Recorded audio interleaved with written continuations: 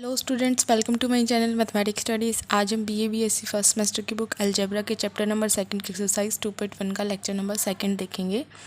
देखो, हमने ना एग्जाम्पल 4 तक तो कर लिए थे। आज हम नेक्स्ट एग्जाम्पल को स्टार्ट करते हैं। देखो क्या बोल रखा है कि show that no skew symmetric matrix can be of rank 1। ये बोल दिया कि कोई भी स्क्यू सिमेट्रिक मैट्रिक्स है ना, वो उसका जो रैंक है कभी भी 1 नहीं हो सकता। अब जब हमें ये पता है स्क्यू सिमेट्रिक मैट्रिक्स किस तरीके की होती है, ऑलवेज़ हमें पता है उसका डायगोनल तो क्या होता है, 0 होता है।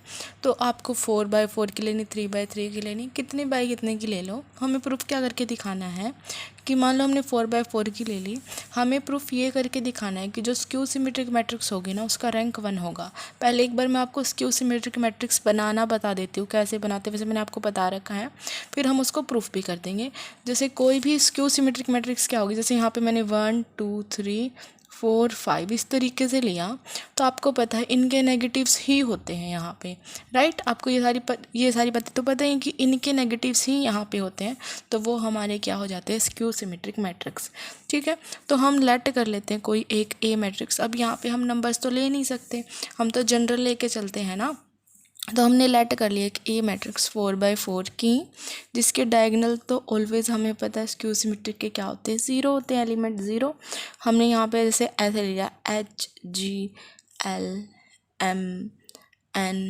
यहाँ पे कोई बात नहीं, NF, ठीक है, इस तरीके से लिया। अब हमें पता है क्या होता है, यहाँ पे इनके नेगेटिव्स होते हैं, तो इसका नेगेटिव यहाँ पे क्या आ जाएगा, -H, इसका नेगेटिव -G, इसका नेगेटिव यहाँ पे, इसका नेगेटिव आ जाएगा हमारा यहाँ पे -F, -M और -N। ये थोड़ा ये ऐसे है, H0 -F -M। अगर आपको अच्छे से लाइन ये थोड़ी क्लियर नहीं हो रही ना, इसलिए F0 -N LM N0। मैंने आपको बता रखा है ये इस तरीके से होता था कि यहाँ पे डायगोनल एलिमेंट जो ये होते हैं वही उनके नेगेटिव, वही उसके नेगेटिव, वही उसके नेगेटिव। अगर आपने पिछली वीडियो देख रखी है तो आपको सब आता ही होगा ये तो, ठीक है। तो ये हमारा होता है कि कोई भी हमने इस तरीके की क्या ले लिया, स्क्यू सिमेट्रिक मैट्रिक्स, तो ये हो गया हमारा स्क्यू सिमेट्रिक। ठीक है, अब हमें क्वेश्चन में प्रूफ क्या करना है, क्वेश्चन यहाँ से स्टार्ट हुआ है हमारा। हमें प्रूफ ये करके दिखाना है कि जो ये मैट्रिक्स हमने ली है ना, इसका रैंक कभी भी 1 नहीं हो सकता। ठीक है, अब ये हमने कितने बाई कितने के लिए, 4/4, क्योंकि इसके अंदर 4 रो 4 कॉलम है, 4/4 की मैट्रिक्स हो गई। अब मान लो, अब हम कैसे प्रूफ करेंगे कि इसका जो हमारा रैंक है वो कभी भी 1 नहीं हो सकता। रैंक हमारा क्या होता है कि जैसे हमने कोई 2/2 का डिटर्मिनेंट निकाला, उसका आंसर 0 आ गया, तो उसका रैंक 2 नहीं हो सकता। ठीक है, सिमिलर हम क्या करेंगे, इस तरीके से निकालेंगे इनकी वैल्यू। देखो, अब जैसे ये है हमारा 4/4 की, मान लो अगर हमारी ये सारी की सारी टर्म HGLMFN, ये सारी की सारी टर्म्स मान लो अगर मेरी 0 हो जाए, क्या हो जाए, ये सारी की सारी टर्म 0 हो जाए। बस हमें मानना है, क्योंकि हम प्रूफ कर रहे हैं इसके लिए। तो मान लिया हमने क्या है, ये सारी की सारी टर्म क्या है, 0 है हमारी, HGLMN सारी की सारी क्या है, 0 टर्म है। तो ऑब्वियसली अगर ये सारी 0 टर्म है, तो जो हमारा इसको अगर हम इसका डिटरमिनेंट सोल्व करेंगे तो 0 आ जाएगा। इसका मतलब जो रैंक ऑफ ए होगा वो हमारा क्या हो जाएगा, इसके अंदर 0 हो जाएगा, क्या, रैंक ऑफ ए। ओके, अगर उसके बाद हमारी कंडीशन आती है, तो हमने मान लिया सारे के सारे 0 हो गए, फिर हमने मान लिया इनमें से कोई एक 0 नहीं है, कोई एक 0 नहीं है, मान लो वो H ही है, जो एक है वो 0 नहीं है, तो मान लो हमने H मान लिया। ठीक है, इफ़ H इज़ नॉन 0, तो बाकी सारे तो 0 हो गए, तो हमारे पास एक डिटर्मिनेंट ऐसा बच जाएगा 0H -H0। ठीक है, जिसका आंसर क्या आएगा, -H²। ठीक है, इसका मतलब क्या हुआ, इसका आंसर क्या नहीं आया, 0 नहीं आया, मतलब इसका रैंक क्या होगा, 2 होगा, या फिर 2 से ज़्यादा भी हो सकता है। देखो कैसे, मान लो अब हमने क्या लिया था, H नॉन 0 था। अगर H नॉन 0 था, तो जब हमने इसका डिटरमिनेंट सॉल्व किया तो H² आ गया। इसका मतलब ये नॉन 0 है, क्योंकि H नॉन 0 तो उसका स्क्वायर भी नॉन 0, इसका मतलब ये नॉन 0 है। तो जो इसका रैंक होगा ना, हमारा रैंक, वो पक्का 2 होगा। ठीक है, यहाँ से अगर हमने मान लो ऐसी कंडीशन नहीं है, एक और एलिमेंट है जो हमारा क्या है, नॉन 0, मान लो G भी नॉन 0 है। ठीक है, इफ़ एच ये बी नॉन ज़ीरो, जी भी नॉन ज़ीरो, तो फिर हमारी रैंक कितना बन जाएगी, 3 बन जाएगी, क्योंकि उस टाइम पे हमारा वो भी नॉन ज़ीरो आएगा। फिर हमने एल भी ले लिया, एम भी ले लिया, इस तरीके से ले लिया, तो हमारी रैंक 4 भी हो सकते हैं। इसका मतलब अगर हमारे ये नॉन ज़ीरो होंगे तो जो रैंक है ए की वो या तो 2 होगी या 2 से ज़्यादा होगी, या तो 2 होगी या 2 से ज़्यादा होगी। जब हमने सारे ज़ीरो लिए तो हमारी रैंक आई 0। जब हमने एक नॉन ज़ीरो लिया तो हमारी रैंक आई 2। अगर हमने एक से ज़्यादा लिए मतलब नॉन ज़ीरो लिए तो हमारी रैंक 2 से ज़्यादा आई। इसका मतलब रैंक या तो 0 आएगी या 2 और 2 से ज़्यादा। इसका मतलब हमें ये पता चल गया कि जो रैंक है वो कभी भी 1 नहीं आएगी, या तो 0 आई या 2 से ज़्यादा आई। 1 आई कहीं पे भी, अगर हमने एक एलिमेंट भी नॉन ज़ीरो लिया है ना तब भी हमारी जो रैंक है वो 1 नहीं आएगी। इसका मतलब क्या हो गया, रैंक या तो होगी 0, ईदर 0, या फिर हमारी क्या होगी 2 और 2 से ज़्यादा। इसका मतलब दैट मीन्स जो हमारी रैंक है ए की वो कभी भी 1 नहीं हो सकती। यही हमें क्या करना था, प्रूव करके दिखाना था। No skew symmetric matrix can be of rank 1। ठीक है, देखो दोबारा एक बार और देख लेते हैं। थ्योरम टाइप से क्वेश्चन है ये, कंपलसरी क्वेश्चन में ही आएगा, इतना कुछ नहीं है इसके अंदर, तो मैंने आपको समझाने के लिए थोड़ा टाइम लगा दिया। अब तो कुछ भी नहीं है, शो करो कि no skew symmetric matrix can of rank 1। हमने एक स्क्यू सिमेट्रिक मैट्रिक्स ली, आपको बनानी आती है। उसके बाद हमने कंडीशन अप्लाई करके देखी, अगर हमने ये सारे 0 कर दिए तो इसकी रैंक 0 आ गई। अगर हमने एक नॉन ज़ीरो लिया तो उसकी रैंक 2 आ गई। एक और लेंगे तो 3 आ जाएगी, एक और नॉन ज़ीरो लेंगे तो 4 आ जाएगी। इसका मतलब जो उसकी रैंक है या तो 0 होगी या 2 और 2 से ज़्यादा होगी, 1 कभी होगी नहीं। यही हमें प्रूफ करके दिखाना था कि जो स्क्यू सिमेट्रिक मैट्रिक्स है उसकी रैंक ऑलवेज मतलब कभी भी 1 नहीं होगी। ये हमें प्रूफ करके दिखाना था, तो ये हमने प्रूफ करके दिखा दिया। ओके, देखो नेक्स्ट क्वेश्चन क्या है, find the value of x so that rank of A is less than और equal to 2। Where A is हमारा ये दे रखा है। ध्यान से देखो, अब क्वेश्चन में कुछ भी नहीं है, हमें एक्स की वैल्यू बतानी है जहाँ पे जो हमें रैंक है वो लेस देन इक्वल टू 2 दे रखा है और ए हमारा ये दे दिया। अब ध्यान से देखो, अगर हमारे पास ए मैट्रिक्स ये है तो हम उसका डिटरमिनेंट निकाल लेंगे तो पक्का 0 आएगा। देखो मैंने आपको क्या बता रखा है कि जो भी जितनी भी जो हमारा डिटरमिनेंट है उसके जितने बाई जितने की मैट्रिक्स होगी, अगर उसका डिटरमिनेंट 0 आ जाता है, मान लो 3/3 की है और उसका डिटरमिनेंट 0 आ गया, तो इसका मतलब जो उसकी रैंक है वो पक्का 3 नहीं होगी, या 2 होगी या फिर उससे लेस होगी। ठीक है, तो यही कंडीशन ऐसे भी तो लग सकती है कि अगर किसी की रैंक 2 और उससे लेस है तो पक्का उसके 3/3 का डिटरमिनेंट क्या होगा, 0 होगा। जब उसका डिटरमिनेंट 0 हुआ होगा 3/3 का, तो अभी तो ये वाली कंडीशन आई होगी कि या तो उसकी जो रैंक है 2 है या 2 से लेस है। तो यही बोल रखा है इन्होंने। तो इसका मतलब हमें क्या पता चल गया कि जो 3/3 मैट्रिक्स होगी ना उसका जो डिटरमिनेंट होगा वो क्या होगा, 0 होगा। ठीक है, तो ये हम इस तरीके से ले लेते हैं, 3x - 8 3 3 3 3x - 8 3 3 3 3x - 8 ये हो गया। इसका मतलब इसका जो डिटरमिनेंट है वो क्या हो गया यहाँ पे, 0। अब तो बस सिंपल सॉल्व करना है। देखो 3x - 8 इंटू इन दोनों की प्रोडक्ट कर देंगे तो 3x - 8 का square minus of 3 into 3x - 8 minus of 9 plus में 3 into 9 minus of 3 into 3x - 8 equals to 0। हमारी ये वाली कंडीशन बन गई यहाँ पे, क्योंकि इसकी प्रोडक्ट करेंगे तो इनका स्क्वायर -9 भी तो आएगा। सिमिलर यहाँ पे तो हमारी ये टर्म बन गई। उसके बाद हमें यहाँ पे बिल्कुल सिंपल सॉल्व करना है और कंपेयर करके x की वैल्यू निकाल देनी है।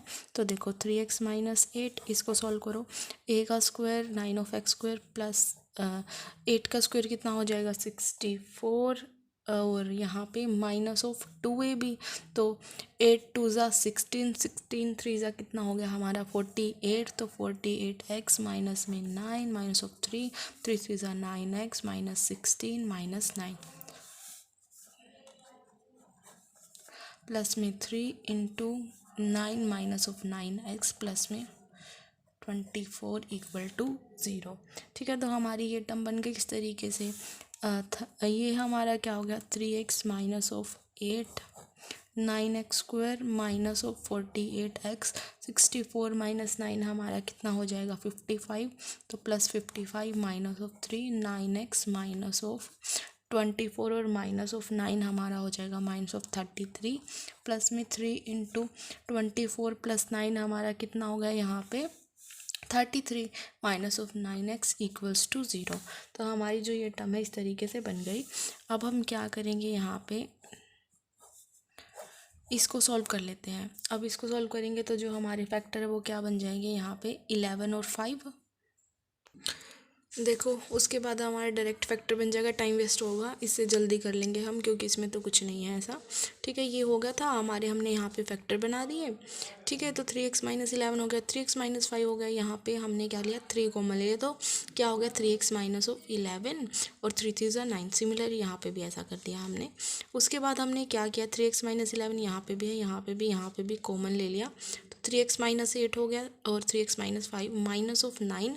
और देखो यहाँ पे हमारा 11 माइनस 3x था, हमने कॉमन लिया 3x माइनस 11, तो यहाँ पे माइनस ऑफ 9 बच गया इक्वल टू में 0। 3x माइनस 11 इंटू में नॉर्मल सॉल्व किया है, सॉल्व करके हमारा ये आ गया। यहाँ से हमने फिर से फैक्टर बना लिए इक्वल टू में 0, तो यहाँ से x की वैल्यू 11/3 और 2/3 आ गई इस तरीके से। ठीक है, ये फैक्टर आप बना लेना, कुछ भी नहीं है इनके अंदर। तो उसके बाद होगा हमारा एग्जाम्पल नंबर 7। इस वाली टर्म से ये वाली टर्म ऐसे आई है ऐसे। ठीक है, तो ये आपके फैक्टर बन गए। जिसको नहीं आते होंगे वो देख लेंगे, बाद में आप कमेंट्स करते इसलिए मैंने आपको यहीं बता दिए। ठीक है, तो ये ऐसे फैक्टर बने हैं आपके। अब हम देखते हैं नेक्स्ट क्वेश्चन। देखो लास्ट एग्जांपल है, ये एक्सरसाइज हम नेक्स्ट लेक्चर में ही कर लेंगे। देखो क्या है, find the condition under which the rank of the, क्या बोल रखा है वो कंडीशन निकालो अंडर विच, जिसके अंदर जो रैंक है इसकी विल बी लेस देन 3। जो हमारी देखो पहली बात तो इवन मैट्रिक्स दे रखी है 4/3 की, क्योंकि इसके अंदर रोज तो 3 है और कॉलम कितने हैं 3 है। तो जो ये हमारी मैट्रिक्स दे रखी है वो 4/3 की दे रखी है। तो हमें बतानी कंडीशन जिसके अंदर जो रैंक है इस मैट्रिक्स की वो विल बी लेस देन 3 होगी। फाइंड द रैंक, तो हमें जो इसकी रैंक बतानी है ऐसी कंडीशन जिसके अंदर इसकी रैंक 3 से कम होगी। देखो अब सबसे पहले हमें ये ए दे रखा है, इसी को यहाँ से मान लेते हैं, ये हमें ए दे रखा है, स्टार्टिंग यहाँ से कर लेना आप। ठीक है, अब हमें क्या बोल रखा है इसके अंदर कि जो इसकी रैंक है ना, इस वाली मैट्रिक्स की रैंक पक्का 3 से छोटी है। इसका मतलब जितने भी हम 3/3 के जो डिटरमिनेंट्स बनाएंगे वो सारे तो क्या होंगे 0 होंगे। ऑब्वियसली उनका आंसर 0 आएगा तब, क्योंकि मैंने आपको क्या सिखाया था कि जो रैंक होगी जब किसी की 0 होगी, मान लो किसी का डिटरमिनेंट अगर हमने सॉल्व किया उसका आंसर अगर 0 आ गया तो उसकी रैंक वो नहीं होगी, फिर हम कोई और चेक करेंगे। ठीक है, यहाँ पे क्या बोल दिया कि जो इसकी रैंक है ना वो लेस देन 3 है। इसका मतलब क्या हुआ कि जो इसका आंसर है ना वो 0 आ गया होगा, तभी तो इसकी जो रैंक है वो लेस देन 3 हुई होगी ना। इसका मतलब जो इसका जब हम 3 का डिटरमिनेंट सॉल्व करेंगे, 3/3 का डिटरमिनेंट सॉल्व करेंगे तो उनका आंसर क्या आ गया होगा 0 आ गया होगा, तभी जो उसकी रैंक है वो क्या होगी लेस देन 3। ठीक है, तो हमारे पास यहाँ पे कितनी कंडीशंस बनेंगी, 4 कंडीशंस बनेंगी। एक तो क्या, हम ये वाली मैट्रिक्स, एक ये वाली रो हटा दे तो 3/3 की, एक ये हटा दे, एक ये हटा दे, एक ये हटा दे, तो हमारे पास 4 टाइप की कंडीशन बनेगी। तो हम वो 4 कंडीशन लिख लेते हैं यहाँ पे, 4 पॉसिबल कंडीशंस। ठीक है, तो हम वो लिख लेते हैं। सबसे पहले हम जैसे M1 -1 -2 -3 -4, ऑब्वियसली वो सारों का आंसर क्या होगा इक्वल टू 0 होगा। वहाँ से फिर हम वैल्यू निकालेंगे। फिर इन्होंने ये भी बोल रखा है कि 3 से लेस तो है, ये तो हमें इस कंडीशन के लिए गिवन है। फिर उन्होंने बोल दिया ये भी बताओ कि रैंक फिर असलियत में है कितना, 2 है, 1 है, 0 है, ये भी हमें बता दो कि जो रैंक है उसका कितना है। 3 से लेस तो है, ये तो हम क्या इस कंडीशन के लिए यूज़ कर लेंगे, फिर कितना है वो भी हम बता देंगे। तो सबसे पहले हम वो 4 कंडीशन निकाल लेते हैं, क्या क्या होंगी वो 4 कंडीशन। ठीक है, तो यहाँ पे इस तरीके से लिख लेते हैं M1 M2 M3 M4। तो हमारे पास ये हो गया इस तरीके से। सबसे पहले हम क्या करेंगे, एक ये वाली नहीं लेते जैसे, तो हमारे पास हो जाएगी 1 0 0 0 P -2 2 0 Q -1 P +2। अब की बार हम ये वाली नहीं लेते जैसे, तो हमारे पास क्या हो जाएगी 1 0 0 0 P -2 2 0 0 3 ठीक है। अब की बार फिर हम ये नहीं ले रहे, जैसे 1 0 0 0 Q माइनस 1 2 0 0 3। ठीक है। अब की बार जैसे हम ये वाली नहीं ले लेते, तो 0 P minus 2 2 0 Q minus 1 P plus 2 0 0 3। Obviously अब हमें पता है, क्या पता है कि इन सब का आंसर क्या है, ज़ीरो है, क्योंकि हमारी जो रैंक है वो लेस देन 3 है, तो इन सब का आंसर क्या होगा, ज़ीरो होगा। तो एक एक करके हम क्या कर लेंगे, इनको सॉल्व कर लेंगे। तो इनमें से कोई ऐसे देखते हैं जिसमें सिर्फ पी हो, और एक ऐसे देख लेते हैं जिसमें सिर्फ क्यू हो, ताकि जब हम उनको सॉल्व करें तो पी और क्यू की वैल्यू हमें मिल जाए। तो एक तो हम इसको सॉल्व कर लेते हैं एक बारी के लिए, एक बार इसको हम सॉल्व कर लेते हैं। तो हमें पता है जो इनका डिटरमिनेंट है वो क्या है, ज़ीरो है। तो जो डिटरमिनेंट हम ले लेते हैं 1 0 0 0 P माइनस 2 2 0 0 3 इक्वल टू क्या है, ज़ीरो है। तो इसको सोल्व कर लेते हैं। 1 into 3 P minus 2 minus of 0 equal to 0, 3P minus of 6 equal to 0, 3P equal to 6। P की वैल्यू कितनी आ गई, यहाँ से 2 आ गई हमारे पास। तो P हमारा सॉल्व हो गया। सिमिलर हम यहाँ से Q सॉल्व कर लेते हैं M3 से। तो हमने क्या ले लिया, इसका डिटरमिनेंट ले लिया 0। तो इसको सॉल्व करो। तो 1 into Q minus 1 into 3 minus of 0 equal to, तो 3Q minus of 3 equal to 0। तो यहाँ से जो Q की वैल्यू है वो क्या आ गई, 1 आ गई। अब P की वैल्यू 2 आ गई, Q की वैल्यू 1 आ गई। यहाँ से अब हम क्या कर लेते हैं कि जैसे हमारे पास एक और है, आपकी मर्जी है वो आपको प्रूफ करके दिखाना हो तो, जैसे हमने ये वाली कंडीशन और ले ली एक और M4। इसको सॉल्व कर लो। जैसे 0 के लिए तो होगा नहीं, तो यहाँ से हम कर लेते हैं P minus 2 into P minus 2 into 3 into Q minus 1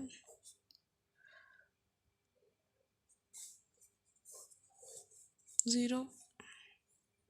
ये तो हमारा डायरेक्ट ही ज़ीरो बन रहा है। देखो P माइनस 2 इंटू 0 माइनस 0 तो 0, प्लस में 2 इंटू 0 माइनस 0 तो 0।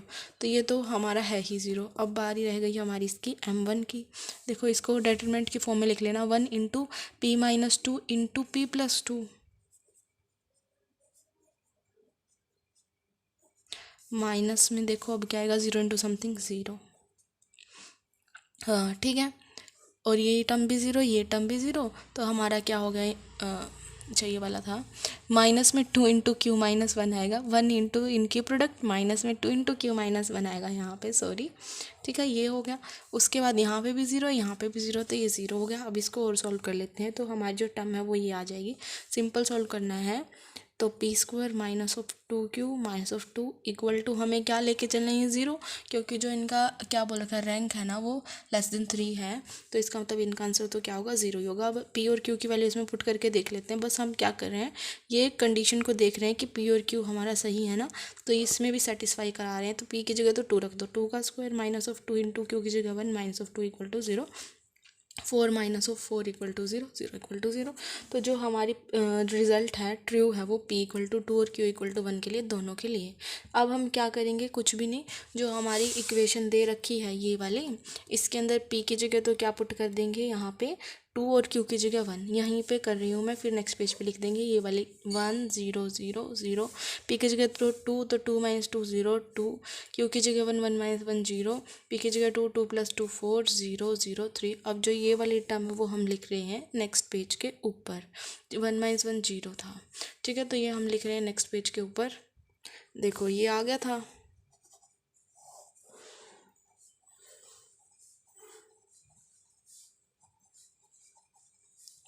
अब देखो, अब इतना हमारा आ गया। हमने जो फर्स्ट कंडीशन दे रखी थी कि जो इसका रैंक लेस देन 3 है उससे निकाला था। अब इन्होंने ये क्वेश्चन में बोल रखा है फाइंड जो रैंक है वो भी बताओ इसका। अब इसका रैंक निकालो। जैसे अब 3/3 के लिए तो हमें पता ही है 0। अब हम 2/2 के लिए निकालेंगे इसकी वैल्यू, तो वो हमारी क्या आएगी, देखो अगर हम एक इनमें से माइनर ले लें, एक ऐसा 2/2 का जिसका आंसर क्या आ जाए, नॉन ज़ीरो आ जाए, तो वो हमारा क्या हो जाएगा, फिर उसकी रैंक कितनी हो जाएगी, 2। जैसे अगर हम ये वाली टर्म छोड़ दें तो हमारी जो आ जाएगी रैंक, इस तरीके से भी होता है ना कि जैसे अगर मैं लूँ 2 3 माइनर ऑफ, ऐसे लूँ, क्या लूँ, एक तो रो का लेते पहले 3 2, अगर आप ये निकालोगे तो आपका ये नहीं आएगा 1 0 0 2, तो इसकी प्रोडक्ट करो 2 माइनस ऑफ 0 क्या आ गया 2, जो कि नॉन ज़ीरो है। इसका मतलब जो इसका रैंक होगा वो कितना हो जाएगा 2 हो जाएगा।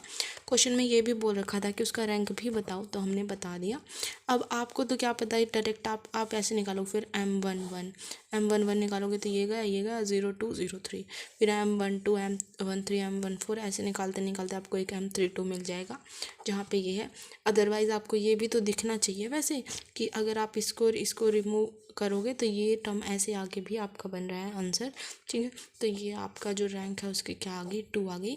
तो इन्होंने क्वेश्चन में ये भी बोला था रैंक बताओ, और फिर पहले ये भी बोला था कि <3 है, तो वो हमने पहला पार्ट किया इसका, अब ये वाला पार्ट कर लिया। ओके, अब उसके जो नेक्स्ट लेक्चर होगा उसमें हम एक्सरसाइज के क्वेश्चंस कर लेंगे। Thank you guys for watching my video, please do like share subscribe to my channel. Thank you so much.